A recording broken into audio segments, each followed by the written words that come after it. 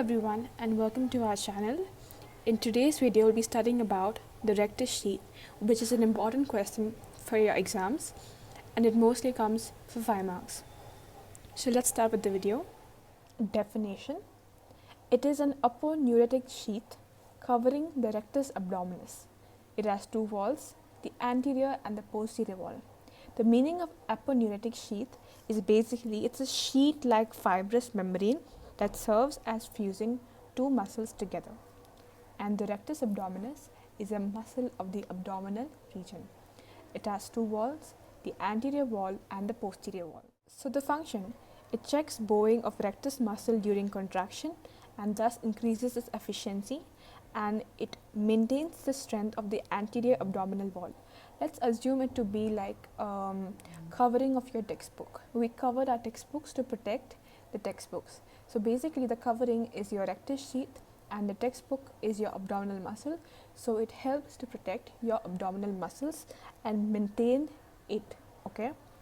So let's understand the concept with this help of this small diagram. This is the human body and this is the anterior aspect of the body. This is the abdominal region and right here is your rectus abdominis muscle. I've drawn 2 points here. This first point is called your costal margin. So basically it's a margin that is from 7th to 10th ribs is the costal margin. This line right here is called your arcuate line. It is the line that is below the below the belly button and above your pelvis. So this is your costal margin, this is your arcuate line. Therefore we can see that in the abdominal region it is divided into 3 parts: above the costal margin, between the costal margin and the arcuate line, this is the area, and below the arcuate line. So this is the arcuate line, this is the costal margin. This area is called above the costal margin area, this is between the costal margin and the arcuate line, and this is below the arcuate line region. Let's imagine this entire page to be your rectus abdominal muscle and this paper to be your rectus sheath. The rectus sheath has 2 layers, that is the anterior wall and the posterior wall. So right below is your rectus abdominal muscle. On top of that is your posterior wall. This is your posterior wall and this is your anterior wall. So anterior wall followed by posterior wall followed by your rectus abdominal muscle. Let's look at the features. The anterior wall is complete and covers the muscle. The anterior wall is complete and entirely covers the muscle. The posterior wall is incomplete. Okay. The composition is variable in the anterior wall. In the posterior wall, it has a uniform composition. Last point, it is attached to the intersection of rectus muscle. The anterior wall is attached to the rectus muscle, but the posterior wall is not attached to the rectus muscle. So it's complete and covers the muscle. It is incomplete. It has a variable composition. It has a uniform composition. It is attached to the intersection of rectus muscle. It is not attached to the rectus muscle. And this point right here, it is deficient above the costal margin and below the arcuate line. So the posterior wall is deficient in the above the costal margin and below the arcuate line. So it is not there in this region. Okay, that is the posterior wall. Let me just read up all these points before I explain everything with the help of diagrams. Above the costal margin, anterior and posterior wall. Between the costal margin and the arcuate line, the anterior wall and the posterior wall. And below the arcuate line, anterior and posterior wall. So above the costal margin, the anterior wall is made up of the external oblique muscle. The posterior wall is deficient. The rectus sheath rests on the 5th, 6th and 7th. Between the costal margin and the arcuate line, we have in the anterior wall the external oblique and the anterior lamina of the internal oblique aponeurosis. In the posterior wall, we have the posterior lamina of the internal oblique and the transverse muscle aponeurosis. And below the arcuate line, in the anterior wall, we have the aponeurosis of all the 3 flat muscles of the abdomen, and the posterior wall is deficient in the below arcuate line and it rests on the fascia transversalis. The three regions of the abdomen of the rectus sheath. This is the above costal margin, between the costal margin and the arcuate line, and this is the below arcuate line region. So let me use the green color for the anterior wall and brown color for the posterior wall. Now above the costal margin in the anterior wall we have the external oblique muscle. Okay, external oblique muscle. So let me use this for the anterior.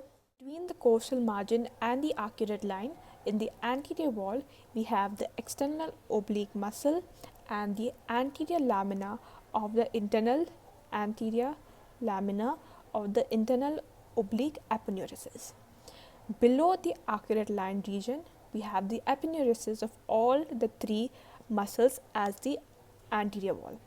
So in green is the posterior wall, which is in purple color. Above the costal margin in this region it is not there, it is deficient, but instead the rectus sheath lies on 5th, 6th and 7th costal cartilage. 5th, 6th, 7th costal cartilage. Next, between the costal margin and the arcuate line, the posterior wall has the posterior lamina of the internal oblique muscle and transversus muscle aponeurosis.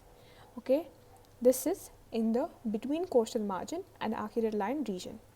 Below the arcuate line the posterior wall is again deficient and instead it lies on the fascia transversalis. Okay, these three diagrams represent the three different points that I have taught. This is the above costal margin, between the costal margin and arcuate line, and below the arcuate line. Above costal margin, this is the anterior wall, posterior wall. You can't see anything right here because it is deficient.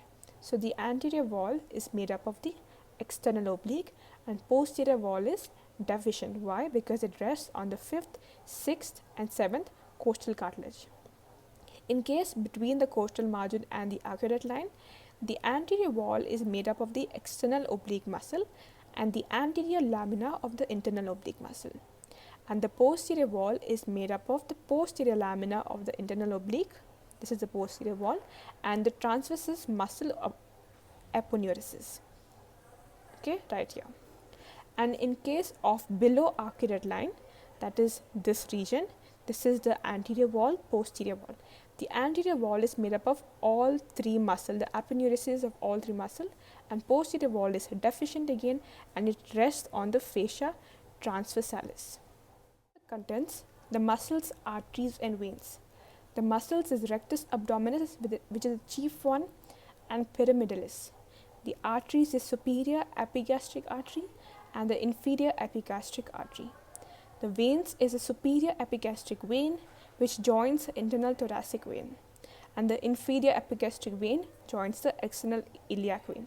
So superior epigastric artery, superior epigastric vein, inferior epigastric artery, inferior epigastric vein. You can remember it that way. And the chief muscle is your rectus abdominis, which forms your rectus sheath. Nerves: lower 5 intercostal nerves and the subcostal nerves.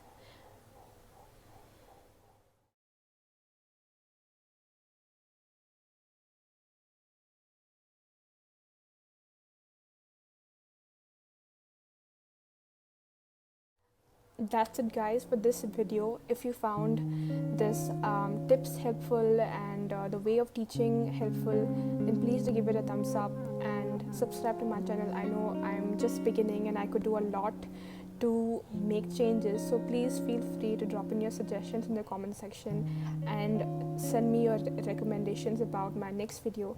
Till then, take care and bye bye.